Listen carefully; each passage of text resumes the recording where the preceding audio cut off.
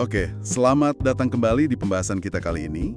Kita mau mengupas temuan yang cukup mengentak nih dari Bareskrim Polri ya, soal tindak pidana perdagangan orang atau TPPO. Ini kan kejahatan serius ya, eksploitasi manusia gitu.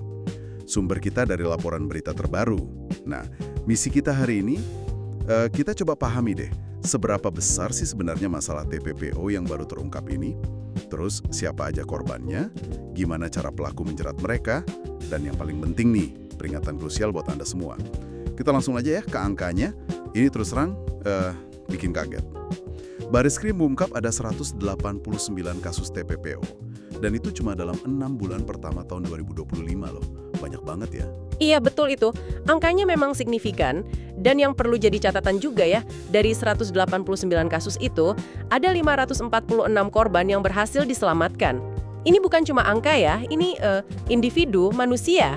Yang paling bikin miris ya, mayoritas itu dari kelompok rentan. Wah, 546 orang. Itu bisa dirinci nggak sih? Maksudnya siapa aja korbannya ini? Angka korban anak-anak itu pasti mengkhawatirkan sekali ya.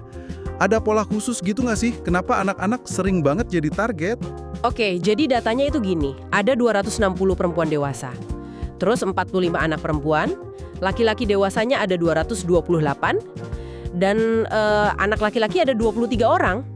Soal anak-anak, ya mereka sering jadi target karena dianggap lebih gampang dimanipulasi, dikendalikan juga lebih mudah. Seringkali kan mereka dari keluarga yang ya kondisi ekonominya sulit. Nah ini yang bikin mereka atau mungkin orang tuanya gampang tergiur janji palsu. Ini potret nyata ya, betapa masif dan nggak pandang bulu kejahatan ini.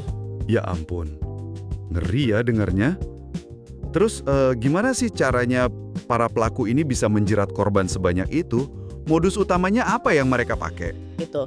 Selain itu, ada juga 48 laporan terkait eksploitasi seksual komersial dan 24 laporan lagi itu soal eksploitasi terhadap anak. Wah, menarik nih. PMI ilegal jadi yang paling banyak ya.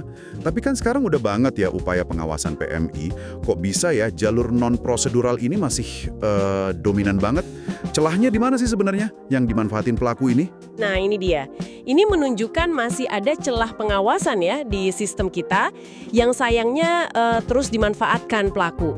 Pertama, iming-iming gaji besar, itu kan menggiurkan banget ya.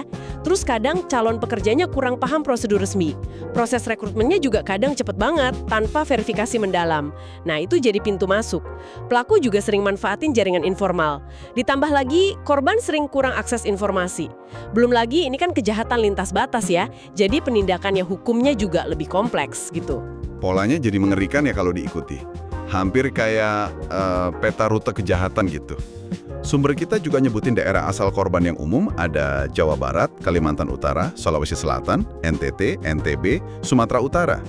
Negara tujuannya juga cukup spesifik ya. Malaysia, Myanmar, Thailand, ada Suriah, Dubai, bahkan sampai Korea Selatan. Iya. Dan yang menarik juga nih ada pergeseran jenis pekerjaan paksa sekarang. Dulu mungkin banyak di sektor informal ya, kayak perkebunan gitu. Sekarang makin marak korban yang dipaksa jadi operator online scam, penipuan daring gitu di luar negeri. Ini menunjukkan jaringan TPPO ini beradaptasi juga sama ekonomi digital. Jadi deteksinya makin susah kan, seringkali virtual, terus lintas negara juga. Makin canggih ya modusnya. Direktur Tindak Pidana PPAPO Bareskrim Polri Brigjen Nurul Azizah kan udah ngasih peringatan keras ya. Beliau bilang tidak ada toleransi bagi pelaku perdagangan orang. Terus beliau juga menekankan pentingnya calon pekerja migran buat waspada. Jadi apa artinya semua ini buat Anda nih, pendengar kita? Terutama yang mungkin lagi cari peluang kerja ke luar negeri. Nah, pesan dari Brigjen Nurul itu intinya pencegahan banget. Pertama, yaitu tadi, jangan gampang tergiur janji gaji fantastis yang kedengarannya terlalu bagus untuk jadi nyata, gitu. Kedua, penting banget nih lakukan verifikasi menyeluruh. Cek legalitas perusahaan penyalur kerjanya, terdaftar resmi nggak, reputasinya gimana, gitu. Ketiga, pastikan Anda punya dan paham betul kontrak kerja yang jelas dan sah sebelum berangkat ya. Ini langkah preventif paling dasar tapi krusial banget buat melindungi diri Anda. Oke, baik. Mari kita coba rangkum ya poin-poin pentingnya. Angka kasus TPPO di awal 2025 ini tinggi banget, ya. 189 kasus, 546 korban. Mayoritas korbannya perempuan dan anak-anak.